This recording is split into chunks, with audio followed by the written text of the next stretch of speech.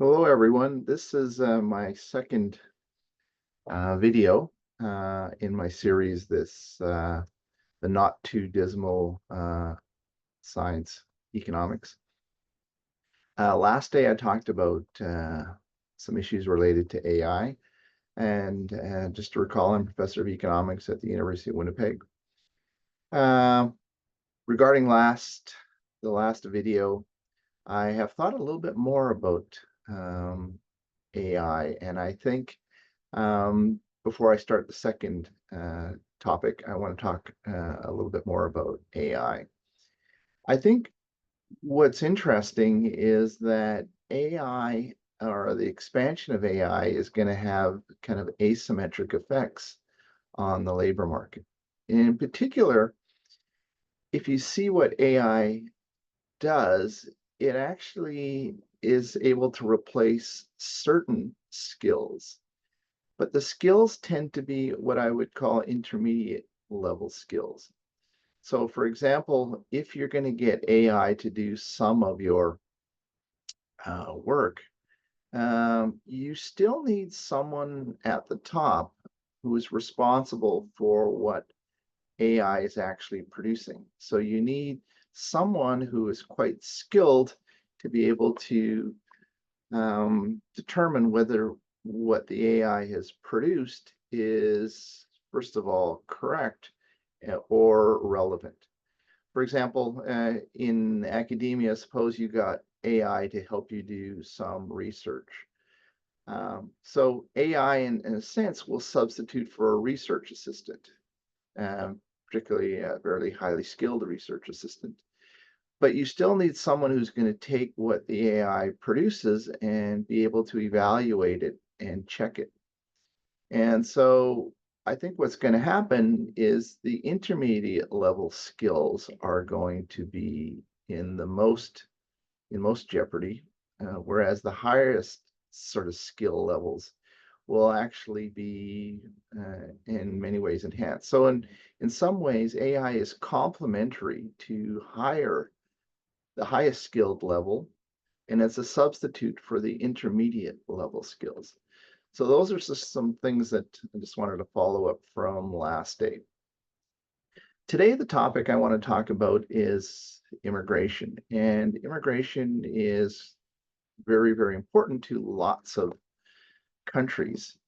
But I think the one thing that is sometimes overlooked is that much like the asymmetric effects of AI, immigration has asymmetric effects within a country. In particular, if you looked at the experience in Canada, which is similar to the experience in Australia when I visited there, is that the immigrants tend to concentrate in cities, which is not surprising.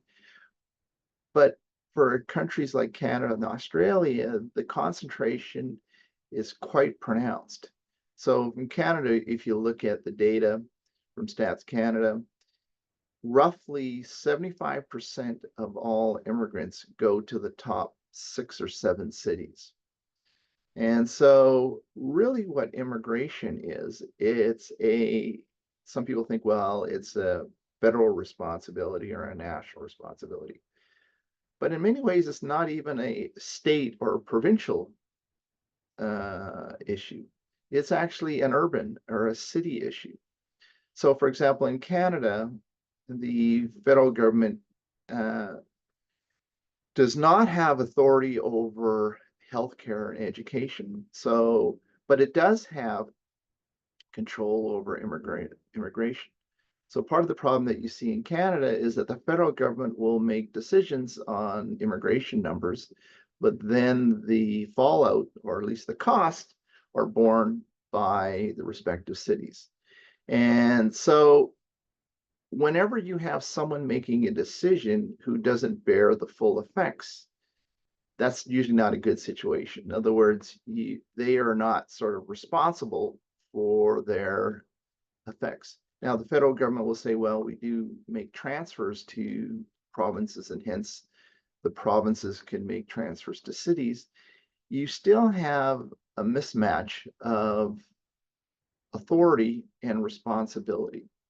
So I think that's sort of a key issue that I think has been overlooked, because most of the concerns about immigration are in terms of local effects. For example, is there sufficient health care for them, for immigrants, or is there sufficient housing? And so most of the issues that fall from immigration actually are falling at the municipal level. And in Canada in particular, it, the cities or the municipalities are effectively what are called wards of the provinces. So the states or the cities don't have much in the way of taxing authority. They have property taxes and a few business taxes, but they don't have access to any tax base which would be related to the level of economic activity, in other words, or income. Unlike the provinces, which have provincial income tax, and the federal government, which has federal income tax and corporate taxes.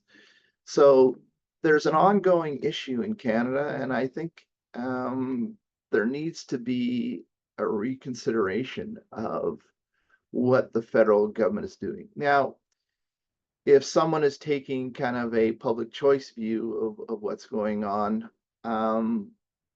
it might be clear that the federal government sees immigration policy as a win-win in terms of uh, the political effects. And in fairness to federal governments, they are often in many ways responding to the requests from businesses who generally feel that they may need enhanced labor or there might be labor shortages. But the problem is that you get this mismatch and you get this continuous tension between what's happening at the local level and the decisions that are made at the federal level. And